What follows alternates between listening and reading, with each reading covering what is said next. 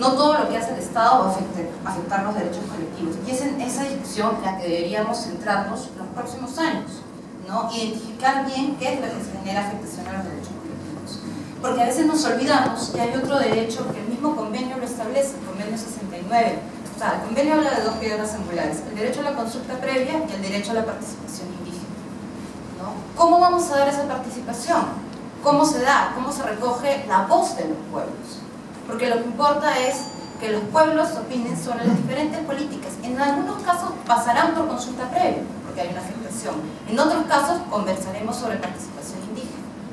Y eso es un tema que está pendiente. El tema de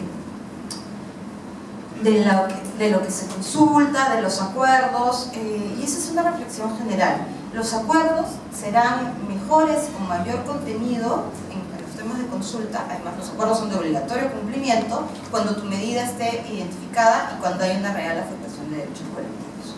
Cuando nosotros establecemos o identificamos un momento para consultar, cuando es muy pronto o quizás no hay nada o ni siquiera hay proyecto, hay un prospecto de proyecto, la pregunta es: ¿qué consulto? ¿A qué acuerdos voy a llegar? ¿No? Entonces ese es un tema que está en discusión y que debería revisarse, ¿no? ¿Cuál es la mejor oportunidad?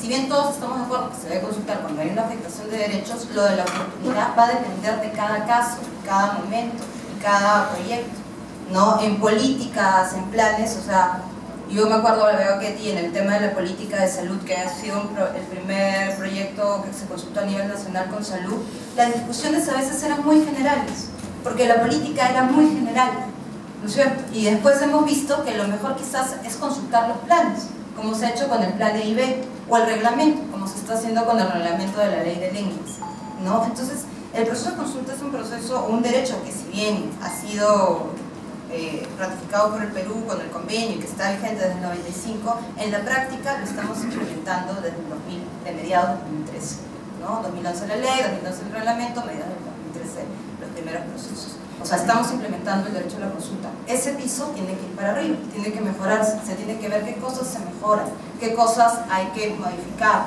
qué cosas hay que fortalecer. Yo, como funcionaria, a mí una de las cosas que me parece clave que hay que trabajar es el tema de las organizaciones y el fortalecimiento de las organizaciones. Cuando organizaciones fortalecidas van a participar no solo en los procesos de consulta, sino en todos los temas de la política nacional. Y eso es algo que se está trabajando poco a poco. El pacto ha sido un impulso, un manejo que se ha ido dando y que se debería seguir siendo. Pero ¿cuál es la relación de la organización nacional con sus organizaciones de base? ¿Cómo están trabajando ese fortalecimiento?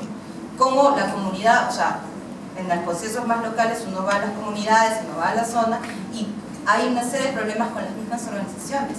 Entonces, ese tema es algo que también se debería abordar. Gracias.